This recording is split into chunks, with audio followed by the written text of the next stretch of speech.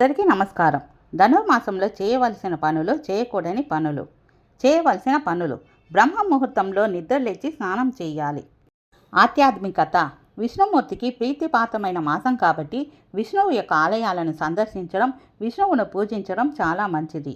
దీపారాధన: ఉదయం సాయంత్రం దీపారాధన చేయడం వల్ల మహాలక్ష్మి యొక్క అనుగ్రహం లభిస్తుంది.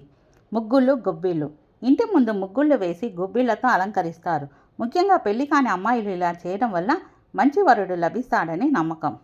తిరుపావై: తిరుమలలో సుప్రభాతానికి బదులుగా తిరుపావై గానం చేస్తారు. ఇది విష్ణువును స్తుతించే పారాయణం.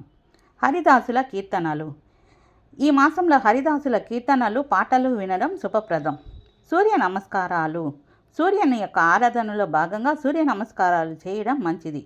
భోగి ఫలాలు: మహావిష్ణువు ఆలయాల్లో నివేదించిన ప్రసాదాలను పిల్లలకు పంచడం వంటివి చేస్తారు. తులసి పూజ చేసి దీపారాధన చేయాలి. గోపూజ లేదా గోసేవ చేయాలి. అన్నదానం లేదా సాధ్యమైనంతకు ఏదో ఒక దానం చేయాలి. ధనుర్మాసంలో చేయకూడని పనులు: వివాహాలు మరియు నిశ్చితార్థాలు.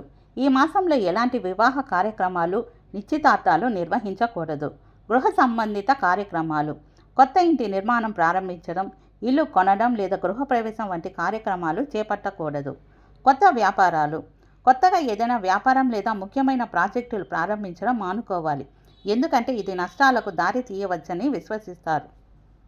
ముఖ్యమైన శుభకార్యాలు: సూర్యుడు బలహీనంగా ఉంటాడు కాబట్టి ఇతర ముఖ్యమైన కార్యక్రమాలను కూడా ఈ సమయంలో వాయిదా వేయడం చాలా మంచిది. బ్రహ్మ ముహూర్తాన్ని విస్మరించి ఆలస్యంగా నిద్రలేవడం మంచిది కాదు. మాంసాహారం, మద్యపానం పూర్తిగా నివారించాలి. తులసి దళాలను ఏకాదశి, ద్వాదశి రోజుల్లో కోయకూడదు. వృద్ధులను, గోవులను అవమానించకూడదు. దానం చేయగలిగిన నిర్లక్ష్యం చేయకూడదు.